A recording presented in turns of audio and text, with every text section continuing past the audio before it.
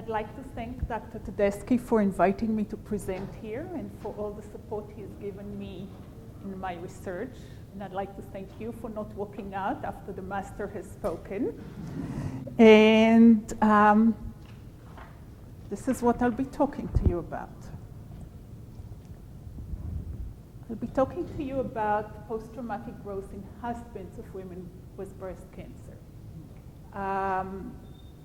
The data that I'm presenting here is a subset of data that we have accumulated in a study sharing you. So I don't have to convince you that post-traumatic growth is a valuable experience to look at, and I don't have to encounter the resistance that I encountered at the beginning when I spoke about, for example, people who recovered from heart attack, and I would get the response, oh, heart attack is a good thing? You want me to go out and get a heart attack?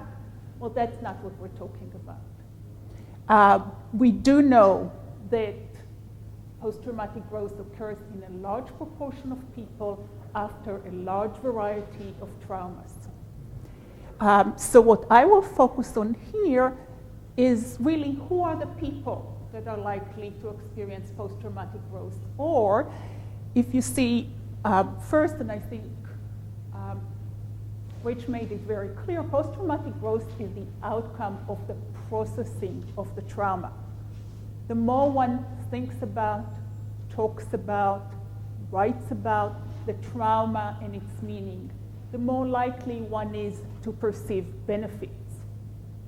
So what we will look at is which are the factors that influence this cognitive processing that makes it possible for people to sustain this very painful experience and come out on the other side with a sense of gain from the pain. And the three sets of variables, as Rich indicated in his model, are event-related characteristics such as severity of the event, individual characteristics such as optimism, and Joel will talk a little bit about some of these individual characteristics, and the social context characteristics will be the focus of my talk. We know that the social context is relevant to trauma. Don Meichenbaum did it very well this morning, talking about the recovery environment and making it very clear that the outcome of trauma is very much related to the social context that the person after the trauma goes through. But we have conflicting data as to which aspects of the social context are really relevant. So I'll talk about that. But first, I'll tell you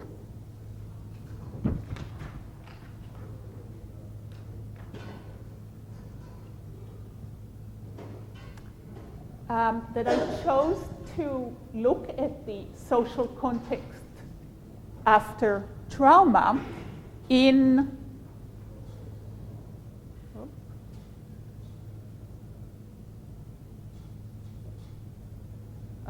It's like a mirror tracing. yeah, it really isn't staying where it should be. Okay. I chose to look at it in the context of breast cancer. It is now clear that breast cancer presents both opportunities for gain as well as the danger of negative consequences. Arthur Frank talked about cancer. He's the Canadian, he's the medical sociologist, and he spoke about illness as a dangerous opportunity. And there's now evidence that breast cancer is a dangerous opportunity for women, that they tend to report growth significantly more than women who have not gone through the trauma of breast cancer. I chose to look at spouses, again, as Arthur Frank says, they're the other half of the illness experience.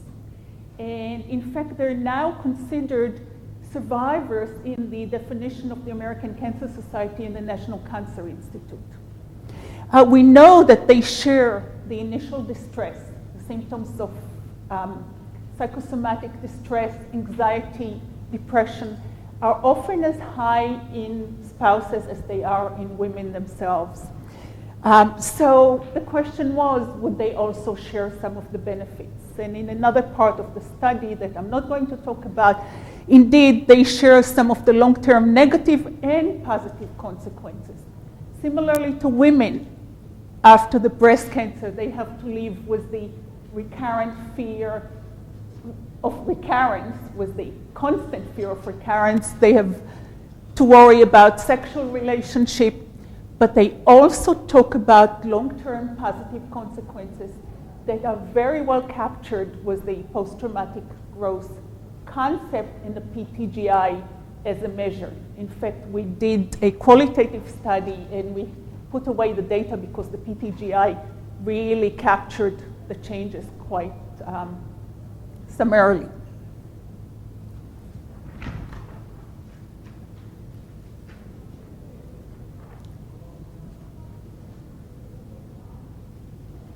So which aspect of the social context should we look at? Again, Rich's model was very useful. The idea is that the social context can facilitate post-traumatic growth and the cognitive processing that yields post-traumatic growth in two ways. The social context can be a source of emotional comfort, and the social context can be a source of new ideas or cognitive schemas. In terms of emotional comfort, the assumption is that the more a person feels loved, supported, cared for, the more likely the person is to sustain the very painful processing of the trauma. In terms of new ideas, it's here the Bandura concept of modeling. The more a person has an example of somebody who's gone through the trauma and has perceived benefit, the more likely that person is to report it himself.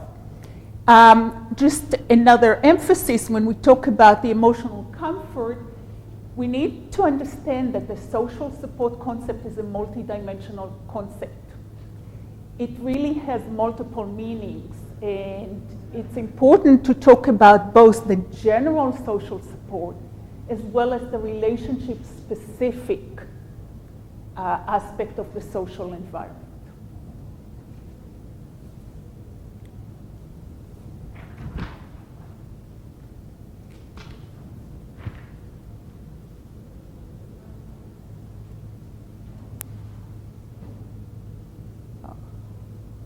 Want to help me?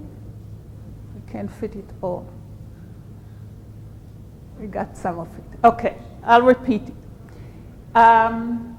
Based on these conceptualizations, we developed four directional hypotheses. One has to do with the general social context.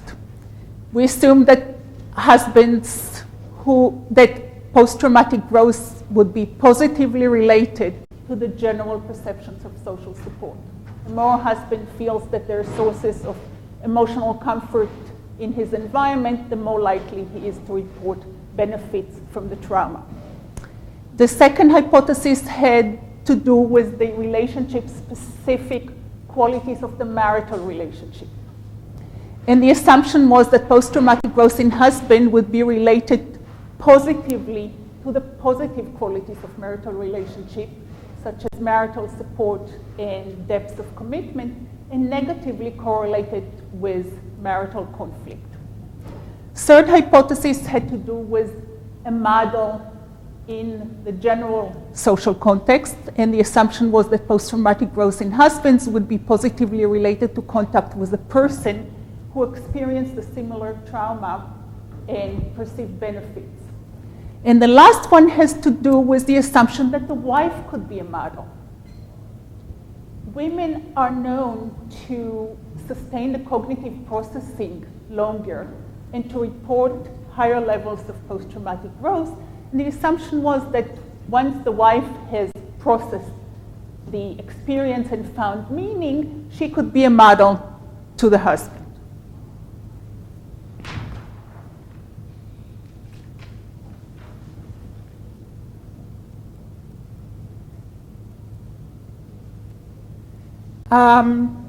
So we tested these hypotheses in a sample of 72 couples.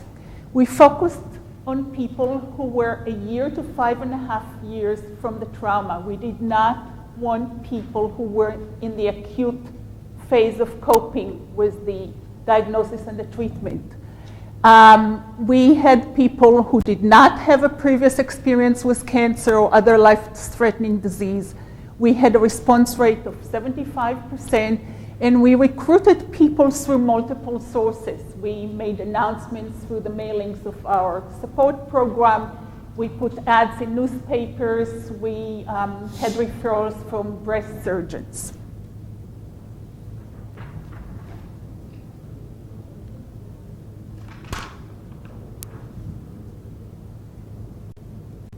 We ended up with a sample that was middle-aged, relatively well-educated, college age, primarily Caucasian, and having adequate financial resources and more than that.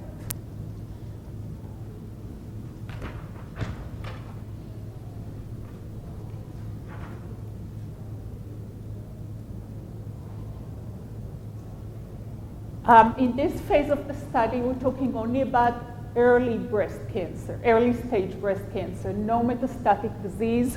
We're talking about women who had either mastectomies with or without reconstruction or lumpectomies, and a variety of combinations of adjuvant treatments.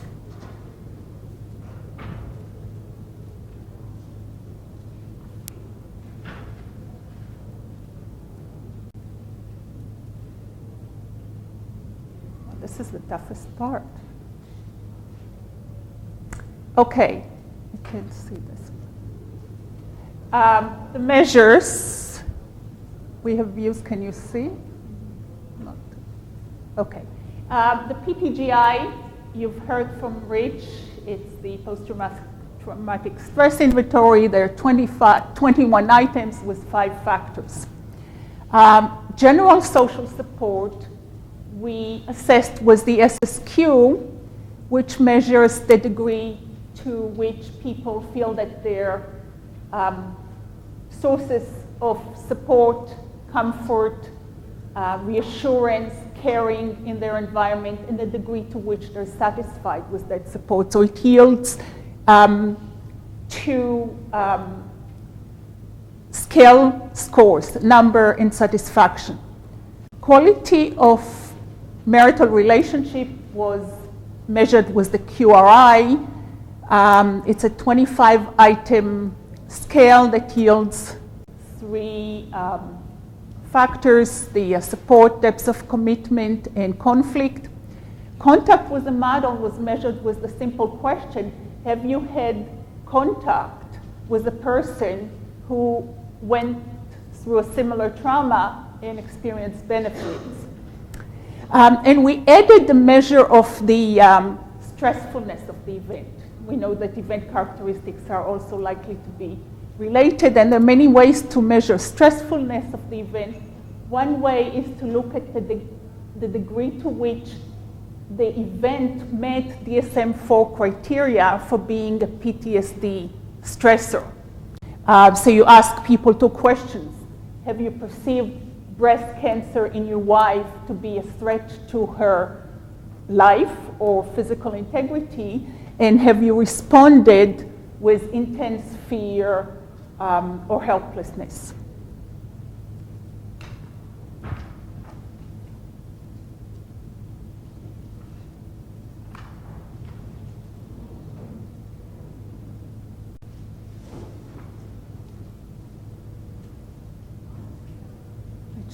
Need help? Thanks. So what did we find?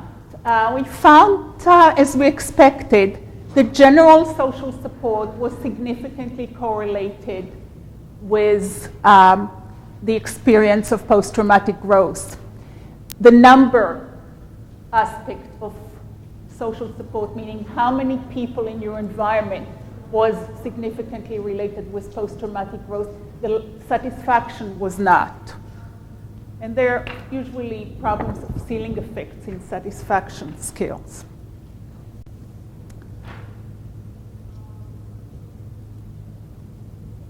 Okay, this is hypothesis 2 about the qualities of marital relationships. As you can see, in terms of the positive qualities, QRI support and QRI depths have been significantly correlated with the total scores of post-traumatic growth as well as with each of the factors of post-traumatic growth.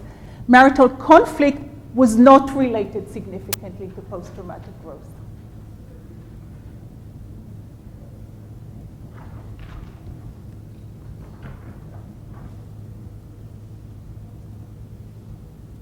Okay, hypotheses 3 and 4 had to do with the modeling aspect of the social context, contact with an individual who perceives positive changes. If you can see the mean PTGI of husbands who reported contact was higher than the mean PTGI of those who did not report contact, but the difference was not statistically significant.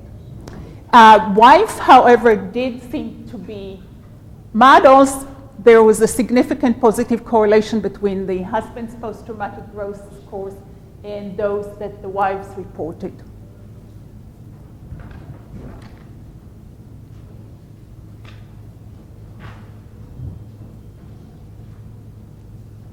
Okay.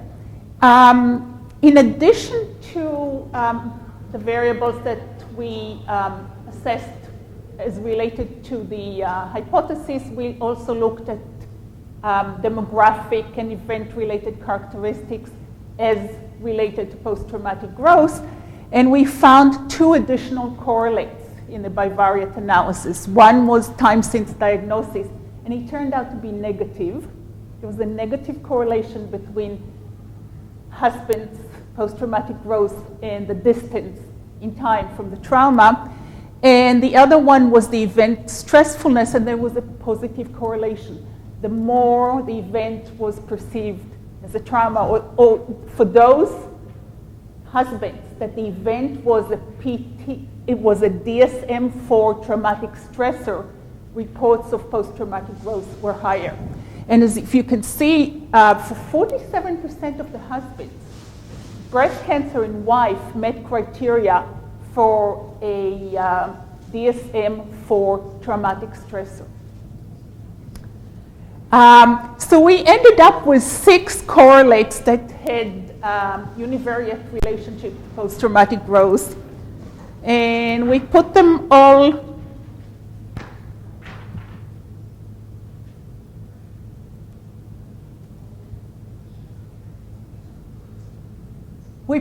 simultaneously in a multiple regression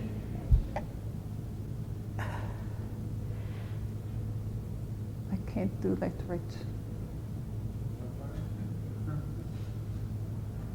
Okay, thanks. We put them all into a multiple regression analysis. We wanted to find out how much of the variance in post-traumatic growth all these variables would explain. As you could see, we were able to explain 42% of the variance. The 3 predictors that remained significant were the quality of marital relationship in terms of depth of commitment,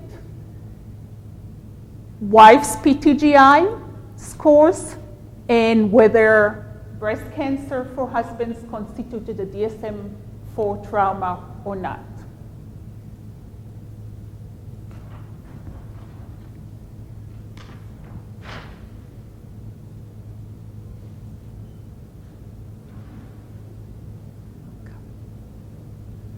I guess I'm dyslexic about these things. Okay. So what do we make of these findings?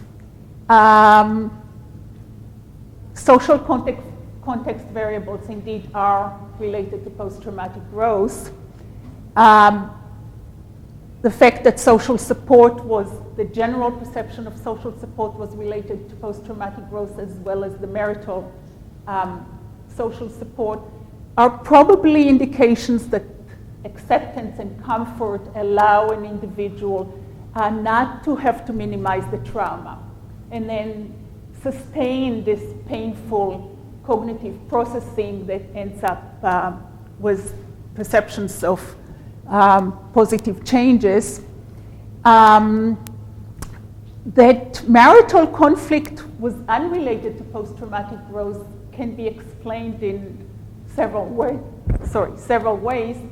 One, it could be the self-selected nature of the sample. We might have gotten the less conflicted, more supportive couples, so the relevance would not be picked up here. It could be a gender issue. Husbands are known to be less reactive to fluctuations in qualities of marital relationships. Or it could be that positive aspects are related to positive outcomes and negative qualities are related to negative outcomes. The fact that depth of marital commitment was the strong predictor in the regression analysis, meaning it was the degree to which the husband felt positive about the wife and about the relationship, rather than marital support or general social support, could be an indication that for husbands what is important is some global perception of the wife, or the degree to which the marriage is a positive part of their lives. And it could be that it's an indication of how much the husband feels that the couple faced the trauma together, and maybe even allowed that sense of security and commitment allowed for greater sharing of the trauma and greater cognitive processing of it. That wife's PTG was a strong predictor is, I think, another indication that wives play the primary role in husbands' lives, even when the wife is sick with cancer. So she still plays the primary role and not somebody else. For women, and we've done some preliminary analysis, the situation is different. And it could be an example of what I would call transmission of post-traumatic growth. We know about the stress contagion phenomenon, and we know that there is contagion and transmission of the negative aspects of stress. This could be an example of transmission of growth.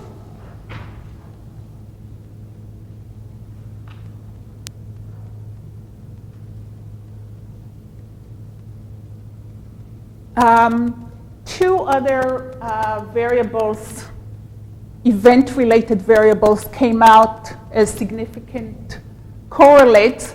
Stressfulness of the event was a significant predictor. And I think that's an indication that Rich's model holds true, that the event has to be of seismic proportions to shatter one's basic assumptions about life and trigger this cognitive processing that yields post-traumatic growth.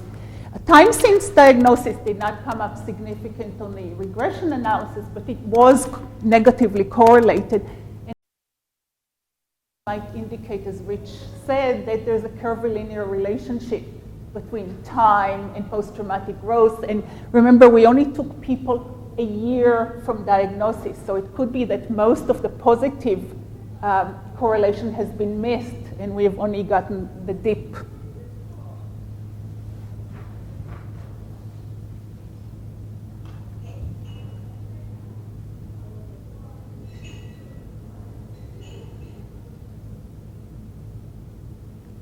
Which I need help, please.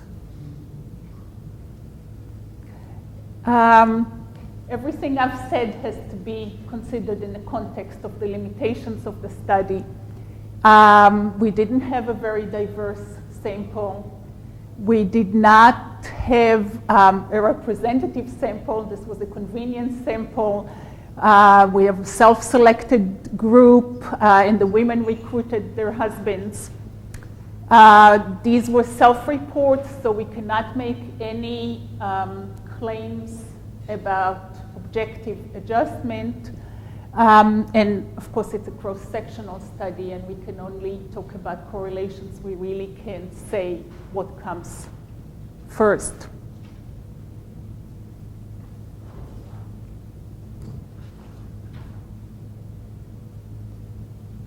So the implications of the study for future research. I think the study indicates that the PTG model is quite useful for guiding research. I think we need to look at additional factors such as personality factors and the interactions between personality factors and the social context. The picture is probably a lot more complex. And I think Joel will indicate that there are complex effects here. The fact that the marital relationship seemed to be a significant predictor of post-traumatic growth might indicate that other close relationships need to be looked at as well, such as the relationship with adult children. And gender issues really have to be teased out. I would love to see a study of similar nature with men with prostate cancer and their wives, so that we can really see the differences between gender issues and the role of the patient or the spouse. In terms of psychosocial interventions, it's clear that the husband shared the experience of breast cancer both in terms of its danger and risk and in terms of its opportunities. And we really need to offer husbands the support services that we offer to wives, and we need to consider them part of the illness experience. What should we do? How should we do it? Who should we allocate our scarce resources for?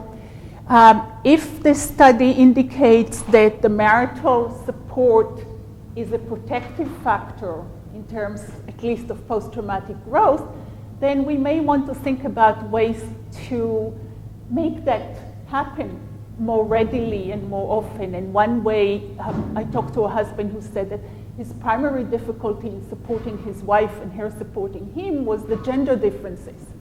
All he could offer was problem solving, and all she wanted was validation. So even if we can do a one-time educational piece with breast cancer survivors, we might be able to help them out. And now I'll let you listen to Joel and hear that post-traumatic growth happens in all kinds of people, not just in the higher socioeconomic group or Caucasian sample that I had.